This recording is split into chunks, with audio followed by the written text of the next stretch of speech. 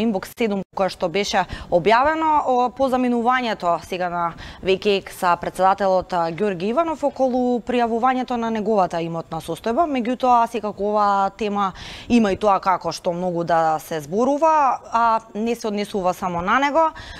Свесни сме, односно сведоци бевме дека антикорупцијската комисија, барем новиот состав, може да се каже дека последниот период тргна во некаков поход, многу предмети беа отворени и против за функционери и секако суди и обвинители. А по тој повод, мој гостин во ово отворено студио еден е Горан Левков, новинар, мој колега, секако од Инбокс 7 и Скуп. Горан, добар ден и добри дојде. Добро ве најдов. Како интро, да, она што го кажав, поводот е вашето најново истражување, нели во однос на целата таа сите тие нелогичности со пријавувањето на имотната состојба на екс-председателот Ѓорги Иванов. Конкретно е дека за 5 години паричниот биланс го зголемил за 10 пати, дека има многу нелогичности во овој однос. Меѓутоа, за волја на вистината, не е ни прв, ни можеби ни последен. Од функционерите, ако може така кажем. За жал. Интересна е состојбата со имотот на председателот Иванов. Имаме барем, од тоа што гледавме од тие податоци што ви имавме, детектиравме барем прекршување на законот за пријавување на имот на функционери најмалку на едно место. Значи тоа е некаде 2010 година кога неговиот син продава, се наведува таму во белешките дека продава Toyota Corolla, мислам, а купуваат Avensis или некое друго возило. И во тој дел тој го пријавува таа промена во имотна состојба ја пријавува неколку месеци, што е спротивно од законот во кој што се вели дека во рок од 30 дена функционер мора да пријави имот вреден над 20 просечни плати. Колата вредела некаде околу 500.000 денари, во тој момент околу 20.000 и нешто денари е просечната плата, значи 20 просечни плати били околу 400.000 денари. Никој не поднел представка, никој не поднесел соодветен поднесок за одговорност на Иванов за ова. Иако навел заради навремено ажурирање на имотната состојба, тоа е далеко од навремено. И друга работа во тоа досие што го добивме за Иванов беше дека, значи, во наследниот реизбор кога оди 2014 година, мислам дека не се споменува воопшто делот за подвижни ствари. И во делот на истражувањето за Иванов, мислам понатаму ќе продолжиме да го истражуваме тоа. Центарот за истражувачко новинарство Скуп Македонија и Инбокс 7 болен порталот пушти една база на податоци, база за податоци за јавните функционери која се вика ПЕП база или Politically Exposed Persons, значи по завршувањето на мандатот на секој функционер, податоците во таа база ќе останат. Значи тоа е еден од начините на кои што треба да се бориме против корупцијата и најефикасниот начин за борба против корупцијата е јавноста. Значи во борбата против корупцијата, во учебниците за борба против корупцијата има едно златно правило што се вика тајнината или тајноста е мајката на корупцијата. Во тајноста се раѓа корупцијата. Најдобриот начин за да се борите против корупцијата таму е со јавност. Значи со јавно објавување, со јавно следење на имотите и со јавно следење на дејствата што ги вршат функционерите, додека се на власт, па дури и после. Значи имаме некои функционери, например, што ги знаат тие работи, како функционираат законите, пред ќе ги тргнат настрана, по завршувањето на функцијата ќе почнат да ги ефектуираат. Значи целта на секое кривично дело од Значи не е поентата само додека се на власт на функција, него и што потоа, фактички, она што сега го спомена и самиот. Да, главниот момент, мислам, според мене е потоа. По заминувањето од функцијата, затоа што мислам дека не се и тие веќе толку наивни, значи додека се на функција, рефлекторите на јавноста се вперени кон нив. И не се толку наивни да парадираат со тоа да речеме во одредени ситуации нелегално стекнат имот, не зборувам само за Иванов.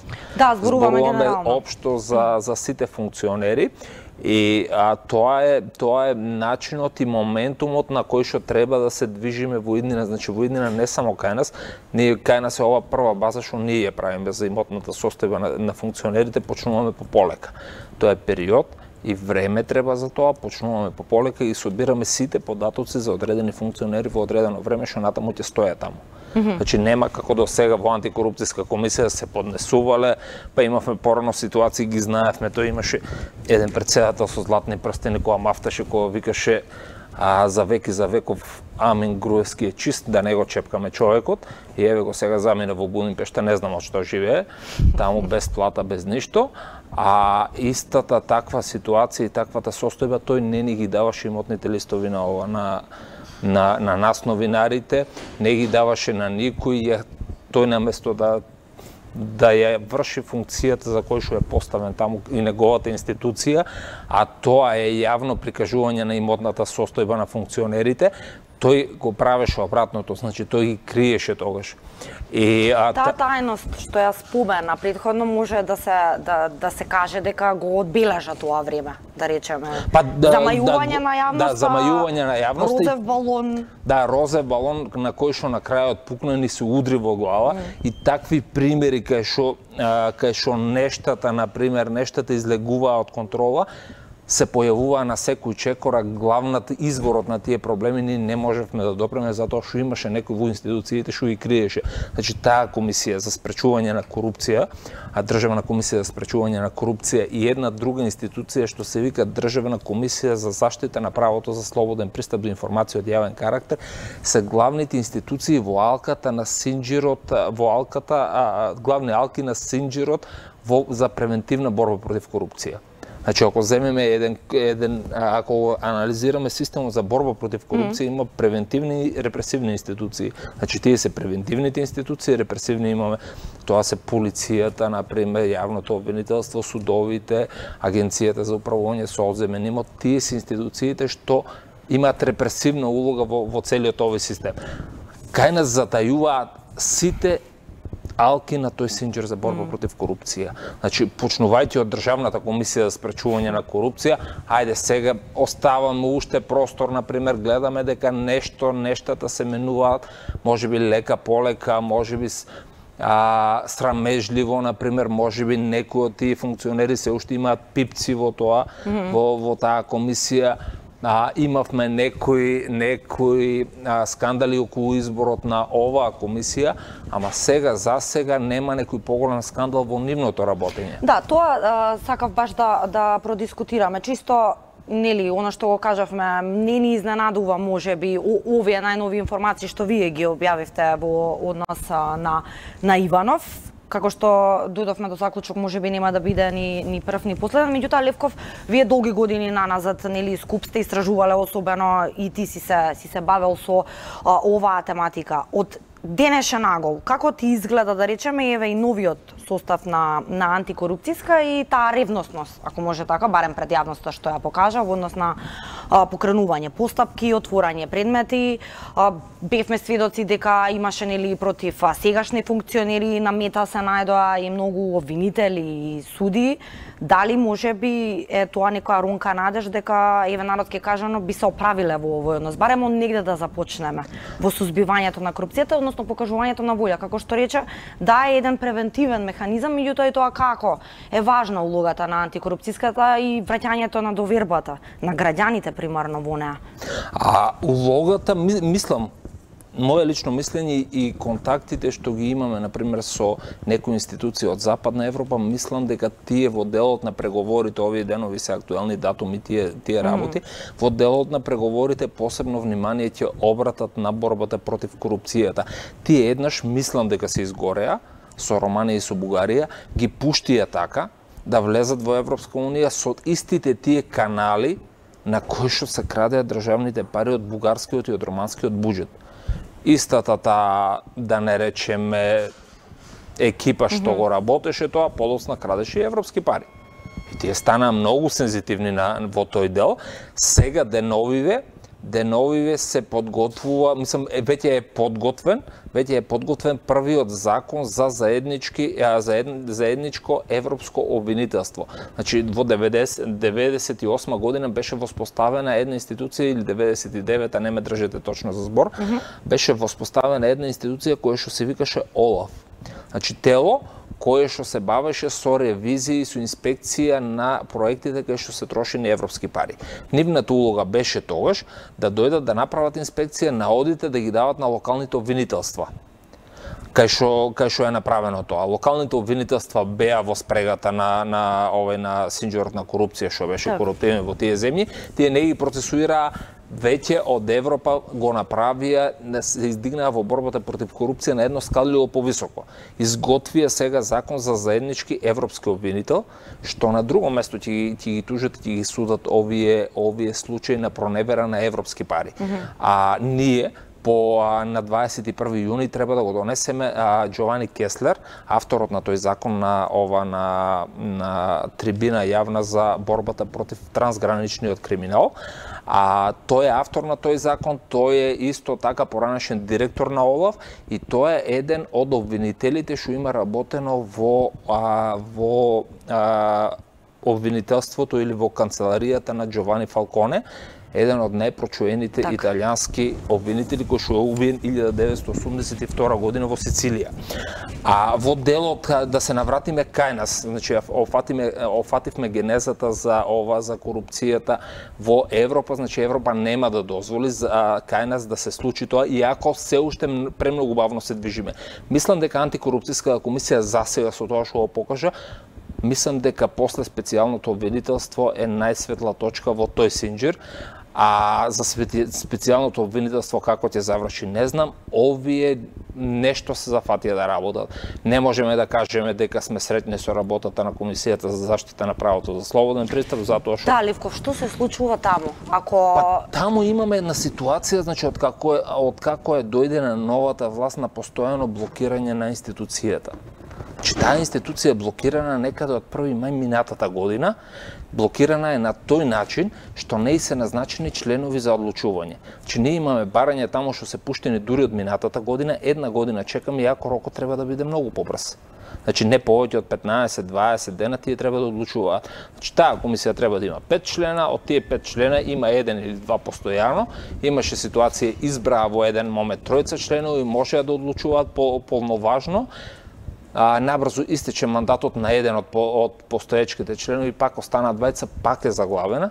Значи, има заглавена институција со долг период што не функционира. Никој не обрнува внимание се уште на тоа. Никој не обрнува, значи има некои шпекулации таму дека ќе се менувала формата на институцијата, што за мене е маска. Маска, баш така како што рековте, маска, затоа што ако институцијата функционира и со членови кои се избрани од редот на граѓаните, граѓанските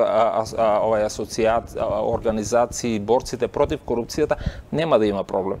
Таму во таа комисија постојано членуваа некои служени кадри на ВМРО ДПМН, порано во смисло и служени од собранието, значи пар пратеници од ВМРО ДПМН и дел од ДУИ функционери. И постоеше само проформа, претпоставувам. Постоеше, некако функционираше за разлика од Државната комисија за спречување на корупција, некако функционираше подобро од нив, дава решенија за одредени институции да ни даваат податоци, али не беше тоа. Значи, таму имаше и служени кадри на ВМРО ДПМН, имаше една Катерина од Прилеп таму, била пратеничка порано, па таму ја ставиле овде да зема некаде колку таму, 40-50 илјади или 1000 евра беше плата, во еден момент најдовме дека патни трошоци се зема и пар такви ликови. Значи, местото на тие луѓе не е таму. Таму требаше да бидат борци против корупција кои се докажани, дали новинари, дали ќе бидат од невладини организации, од факултети, например, што имаат што да кажат во тој дел, што го знаат системот како функционира, не луѓе паднати од небо таму, што немаат никаква додирна точка немаат никаква додирна точка со борбата против корупцијата, напротив, значи тие биле во една структура, да не речем некои тешки зборови, ама дел од тие луѓе заглавија со злосторнички здружување против и терористички обиди за уривање на организирање на некои такви работи. И мислам дека треба таа институција треба да биде следната која што треба да се ослободи и да се навратиме во делот на овие репресивни институции.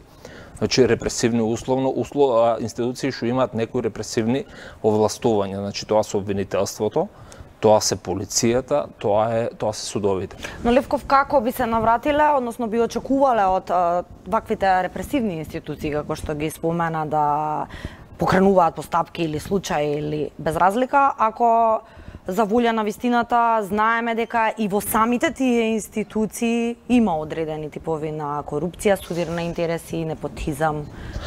Има многу начини да се решат тие работи. Пример? Само треба волја. Значи има не знам каде сега скоро ја сретнав една интересна изрека, и не слабата земја доколку сака да се бори против корупцијата може да ја победи ни силната мафија, доколку сака. Верувате во ова? Да, верувам потполно, затоа што имаме светли примери некои во регионот кои што покажаа, например, како светли институции или како некои икони на борба против корупцијата што покажаа резултати.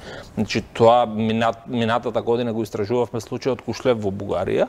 Тоа е еден од познатите председатели на таа нивна комисија за борба против корупцијата, што врати на државата некаде околу милијарда евра што беа злоупотребени.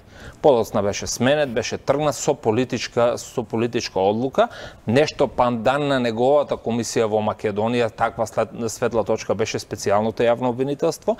Страв ми е сега дека отсуството на политичка волја и кај сегашното раководство и кај претходната владеачка структура, ќе донесе да тоа обвинителство со тие капацитети биде згаснато или му се одземат ингеренциите што ги има. Од друга страна имаме едно обвинителство, например, можеби имаме таму некои честни обвинители, не сите, да се разбереме, има пар честни обвинители таму што може да ја работат работата, ама тие се срозени. Во смисла, треба да има 220 обвинители, например, во еден момент ја споредувавме ситуацијата во тој дел со Македонија и Словенија, отприлика големината е таа, потекнуваме од ист правен систем, а Словенија има 220 обвинители, Македонија има 170. Значи, дел од обвинителите фалат, условите таму се ужасни. Значи, немаат автомобил да излезат на терен, например, често пати кажуваат обвинители дека се превезуваат или дали со собствени возила, дали со возила на полицијата, што е смешно, а да не зборуваме за некои посериозни работи, како што се некои анализи, експертизи, например, што треба да бидат извршени.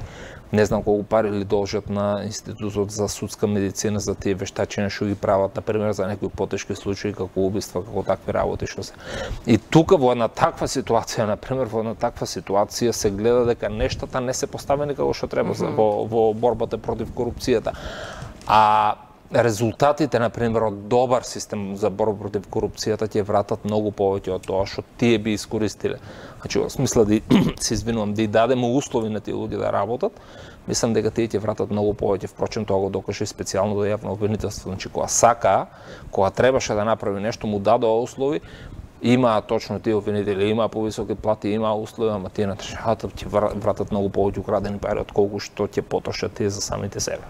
Да напоменам тука дека може да ги отвориме телефонските линии, доколку некој од вас сака да се јави да даде став, коментар на темава. Мислам дека поголемиот број од граѓаните има и тоа како што да коментираат во однос на корупцијата. Левков, ако ја земем онаа синтагма, односно дефиниција, дека самата власт по дефолт, односно нели сама по себе корумпира, односно таа моќ, да кажеме. И како што спомена и ти претходно, за очекување ли е, да речеме, без разлика на сите нови влади и ешалони што најавуваат примарно борба против корупцијата, не изненадува ли, еве и сега покренувањето на постапки, отварањето случаи нови, да речеме, на антикорупцијската комисија, или дали можеби преоптимистички влеговме во верувањата дека по автоматизам, ако се смени власта и одма ќе започне борбата против корупцијата и самите тие јавни функционери ќе бидат имуни на таа моќ, односно заслепеност? Па да ви кажам искрено, лично од ово, ја го сега што гледам, не гледам некоја поголема волја. Доколку се сака, тоа ќе се направеше до сега. Пример за во тој дел е Албанија. компанија го воведе ветингот за судиите и за обвинителите. Значи, тоа е проверка на имотите, на имотна состојба на тие работи, се што имаат. И сведоци сме дека таму пар судии поднесоа оставки уште пред да почне процесот. Нешто криле, тоа го имаме ние во собранието, имаме пар пратеници што како Трајко Белјановски се криеше позади имунитетот цело време да не замине во притвор. Ама да го оставиме тој дел, ајде тоа е еден ден, например, доколку го осудат, секако дека ќе замине во затвор, а мене ме плаши, не ми се допаѓа моментот што не сме започнале ниту 1 милиметар од реформите на тоа судство што се најавува и на тој систем. Значи, 1 милиметар, мислам дека не сме влезени во тој дел, не гледам нешто да е променето, освен тие едни исти судии, например, што порано суделе за едната страна, сега ти судат за другата страна, немаме ќар од такви луѓе. Значи, немаме ќар од такви судии, затоа што тие секој ќе судат за власта, нема да практикуваат правдата и правото, што е. И корис од нив ќе немаме, туку само ќе се менуваат. Мислам дека таму треба во тој дел на судството, во делот за борба против корупцијата. Јас не сум истражувал повеќе за другите области таму, но во делот за борба против корупцијата треба сериозно да се зафатиме таму, затоа што ние буквално немаме ништо таму.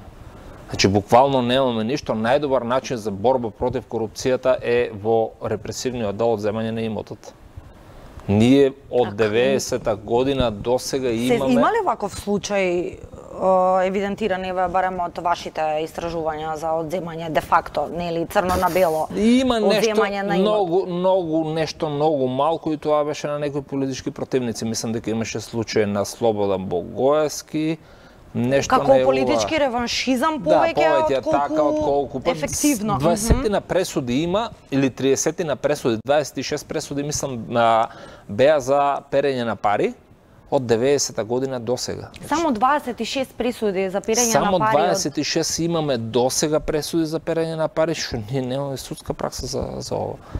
А целта на секое коруптивно дело на крајот е за заврши со одредена материјална корист во делот на организираниот криминал. И ние ако не ги повратиме тие пари, ние немаме ништо. Значи, крај на целиот систем за борба против корупцијата треба да бидат тие пари. Кога ќе видиме, ако системот добро го поставиме, треба да се ефектуира на крајот во тој дел, во делот на одземање на нелегално стекнатиот имот. Тогаш борбата против корупцијата ќе стане неисплатлива на овие групи што се бават со организиран криминал или било каква форма на нелегални дејности и тогаш ние ќе имаме поефикасен систем, тогаш ќе имаме подобра правна држава и поеднакви можности, поправични можности за сите луѓе во државата. Значи, во која област да кренеме? Корупцијата е една рак рана што го зафаќа општеството, и штетите од неа се страшни. Значи, не зборуваме само парични штети, зборуваме во штети, например, неверба во системот, неверба во институциите. Тоа е многу класичен полошо. пример покажа и анкетите години наназад на граѓаните. Буквално имаше периоди кога ќе се спомена антикорупцијска комисија или било која од институциите, граѓаните се тотално незаинтересирани, односно веќе имаат изгубено довербата. Како би ја вратиле оваа доверба? И еве, според тебе, бидејќи како што споменав во континуитет истражуваш и работиш на вакви тематики, би смогнал цели еден граѓанин да речеме да појде да поднесе представка до антикорупцијската комисија или без разлика да пријави било што до институциите? Па мислам дека тоа е многу лесно да се направи. Например, со првите случаи веднаш ќе стигнат, кога ќе почнат еден по еден луѓето да се враќат, веднаш ќе стигнат тие нелегални работи и активности што ги правеле. Значи, тука во делот на превентивниот дел, например, исто заборавивме да го споменеме и законот за укажувачи. Значи, тој треба да профункционира како што треба. Кога ќе профункционира тој дел како што треба, информациите многу полесно ќе стигнуваат до институциите. И кога ќе стигнуваат пријавите многу полесно до институциите, кога ќе се процесуираат, на крајот пак целата таа работа треба да заврши со одземање на имотот на овие. Ако ти заглави некое дело, значи, ајде да речеме, нели, преска споменавме антикорупцијска комисија. Да почне таа да работи, окей. Ќе почне да работи, треба пак незините дела да се процесуираат во обвинителство. Меѓутоа, крајниот резултат е главното од таму заглавува во судовите и од таму веќе некош не излегува. со ефективна пресуда или со нешто значено со кое што целта на крај да речеме на тие луѓе што го пријавиле тоа нелегално дејство или таа корупција што ја пријавиле, на крај да видат некоја завршница. И ако немате завршница, ако се влечкате по 10 години од судија на обвинител, обвинител на судија, висше судство, висше обвинителство, значи фактички може да се дојде до заклучок дека токму судството ни е еден од таа сфера најголем кочничар во да, имавме сега скоро едно истражување правевме за неколку години, користејќи го законот за слободен пристап до информација од јавен карактер, испративме во сите судови, обвинителство и полиција по сектори за внатрешни работи во полицијата, добивме одговори прилично ажурни, полицијата беше најажурна. Некаде околу 3600 представки, мислам дека не се сеќавам на точната бројка, околу 3600 случаи или лица, за 3600 лица се поднесени пријави за корупција. Од тие 3600 некаде обвинителството процесуирало околу, не знам, нешто под 1000 ли, а судовите то судиле не повеќе од 100. И тоа само укажува, например, дека некаде кочницата цело време стои, не дозволува тоа таа борба да се ефектуира. И преска ме запрашавте за ова, за луѓето што ја пријавуваат корупцијата. Ние ќе имаме ситуација да луѓе, например, некои инспектори во полицијата, тие ќе се обесхрабрат да работат на дела за борба против корупција, кога ќе знаат дека на крајот во судовите нема да завршат. А не за обичните граѓани да збориме како во секој систем, например, што е обврска на секој човек да пријави корупција или кога ќе види такво нелегално дејство. Значи, тој систем, судскиот систем, системот на обвинителството треба да профункционира многу подобро, треба да се направи една добра реформа, има пример од кај што може да се учи, има пример од кај што може да се земе, треба само политичка волја да се направи. Кои се најдобрите примери од каде што можеме да учиме според најдобрите примери мислам дека се споменувани во Чешка, Словачка, зборам некои што се покомпатибилни со нашите. Литванија има многу, Литванија или Естонија, некои од балтичките земји имаше многу добар пример, каде што започнуваат една ситуација, еден процес на ветинг, тие се некаде од прилика таа големина како Македонија. Мислам дека колешката Искра Печеска работеше на такво истражување едно.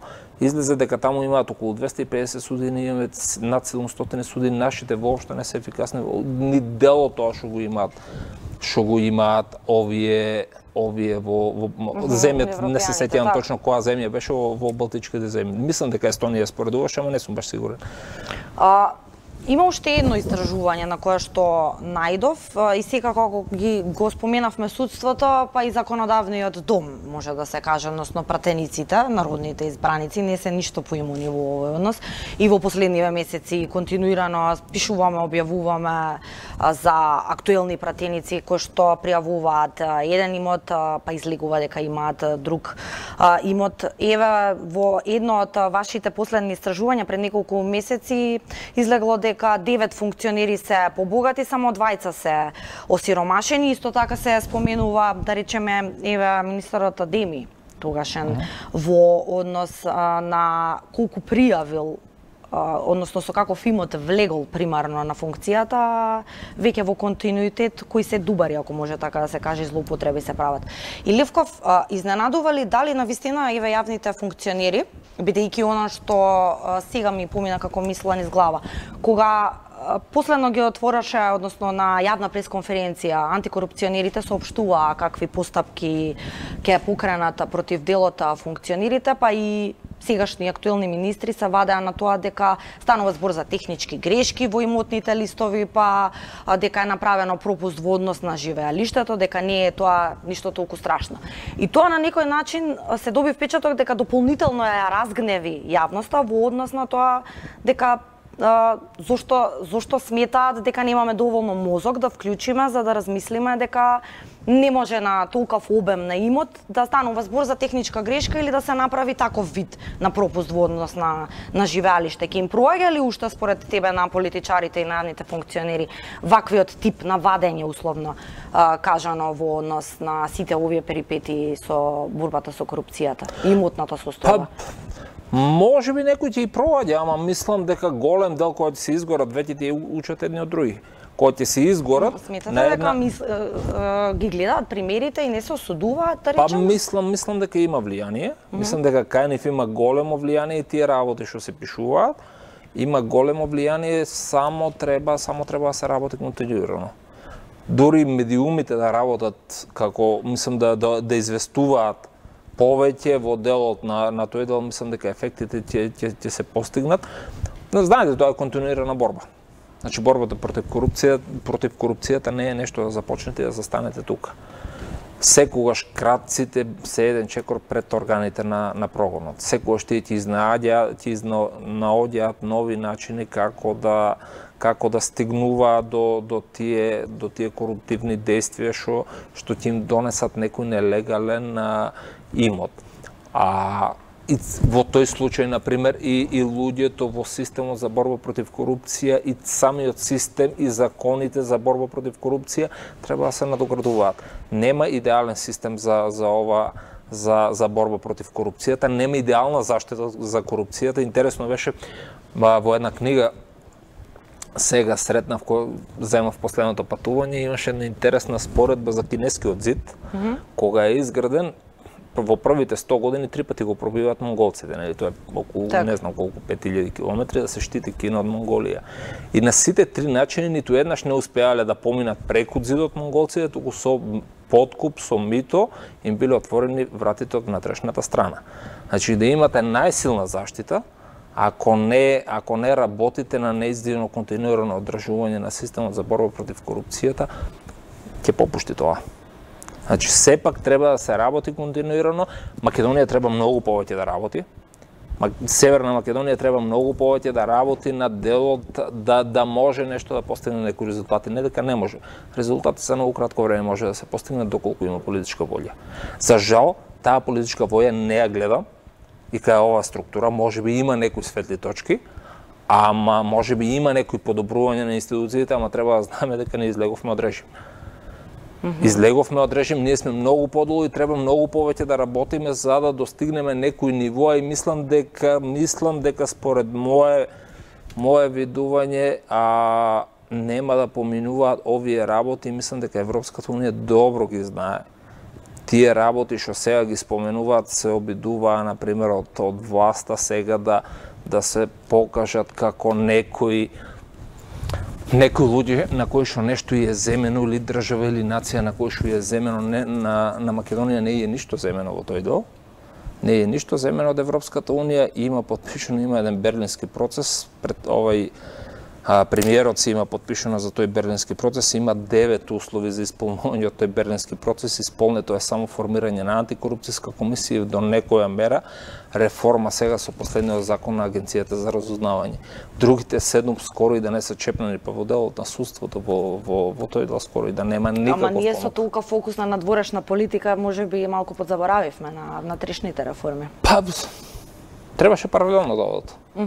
Значи едно е премиерот, има премиер, има министер за надворешни работи што треба да се ги туркат тие работи. Не може премиерот да трчи да менува закони, да гони криминалци и крадци, затоа треба да се постави систем. Сега систем не може да постави со луѓе кои што не може да работат. Мислам дека тоа е неговиот пропуст и мислам не би сакал во никој случај ниту да го амнестирам од неговата одговорност. Неговата одговорност е најголема секако за овие ситуации во делот на корупцијата која се јавуваше на почетокот. Тој излегуваше со изјави, па нема јас со кого да работам, затоа ги оставам овие да крадат. Што беше ситуацијата, ако се сеќавате, со овој фондот за иновации, со тие дубари што ги правеа таму, и сега се освести на последните избори, мислам дека со граѓаните не може да се игра. Се освести на последните избори, нешто почнавме, искрено да ви кажам, не очекував ова да го направи во партијата да ги разреши сите, а сепак очекуваме да видиме кои ќе бидат потезите во делот на ова, во делот на... Зошто не пред крај полека треба да го завршуваме разговоров, меѓутоа ме заинтригиравте, зошто не очекувавте дека би изметил, односно би исчистил во својата партија, што рековте? Па мислев дека на почетокот тие не се толку важни, мислев дека ќе започне да се бори во тој дел со непотизам и со тие работи директно од врвовите на власта. А тој почна на некој начин, ова повеќе ми личи на некој системско, доколку сака да направи нешто, на некој системски дел, сака право да ги разреши тие што беа, па очекувам дека подоцна, ако има и добри смени, на овие што се во власта, мислам дека таму има доста луѓе што треба да бидат заменети, мислам дека може да дадеме некои резултати, само треба да оди тоа ќе трае, али треба вистински луѓе на вистински места. За многу кратко може да се дојде до резултати, ама треба прави луѓе. Овие луѓе воопшто, 70, 80, па и 90% од неговата влада, мислам дека воопшто или не работат, или не знаат што да работат, или се паднати од небото. Ливков, за крај, оно што претходно го спомена, оптимист ли си дека може да се случи во некое догледно време кај нас функционер кој што бил корумпиран или условно речено крадел, да врати да речеме милиарда долари или милиарда евра, како што бил претходниот случај кај бугарите. Ќе го дочекаме ли тоа? Или да му биде одземен имот? Па, мислам дека може да го чекаме, зашто да не? Мислам дека може да тоа го направи тие со пар луѓе, може 20 на 30 функционери, го направија тоа и го направија во период од неколку години, баш тој период пред влезот во Европската унија, тоа беше 2005 година, док и 2009-10 година, го направија тоа, дадоа големи резултати и веднаш после тоа беше сменета, беше разрешена таа комисија, затоа што даваше резултати. Значи немаше политичка волја за нејзе. Кај нас сум оптимист ако го постават системот како што треба. Ако постават системот како што треба, за многу кратко ќе има резултати од овие дечки од антикорупцијска комисија, може да има резултати за скоро. Значи доволно е само да се постават тие како што треба, да нема злоупотреби таму. Нивната улога е да нема злоупотреби, мислам да се пријавуваат промените на имотна состојба на функционерите. Ние ќе следиме и понатаму со нашите бази, колку имаме услови, ќе следиме, например, кој бил нивниот имот. И понатаму ќе го оставиме тоа како јавно, за да после завршувањето на власта не може ли да имаме некоја трага барем. Свесни сме ние со тоа следење дека не можеме да допреме секаде, ама највисоките врхушки на власта од кај што произлегува корупцијата, да можеме, затоа што со еден мал потек таму може многу повеќе да направиме во делот на борбата против корупцијата, отколку се фатиме за некој ситен случај долу, например, неговото влијание е многу помало и штетите од него се многу помали отколку, например, еден министер за кој беше овој Кочуан Ѓушев ли кој беше за 300.000 евра што беше за иновации, па мораше после да се повлекува, па ги мааше колегите таму со фулмастери во влада ли кај беше. Мислам да се фокусираме на тој дел, мислам дека можеме многу повеќе да постигнеме во борбата во тој дел против корупцијата, и тоа е една интересна и движечка работа што треба да се следи постојано. Да, ја секако ви посакувам успех во оваа ваша мисија. Ливков, ти благодарам за одвоеното време и гостувањето во отвореното студио 1. Добар разговор направивме, упативме дел, ова е бескрајна тема секогаш кај нас од корупцијата и секако се гледаме следна прилика со некои од новите истражувања. Ви благодарам и на вас. Така, јас полека, но сигурно ќе го заокружам овој блок од отвореното студио 1. Останете со нас, за кратко стартува забавниот дел. Со мене се гледате во понеделник. Имајте убав викенд.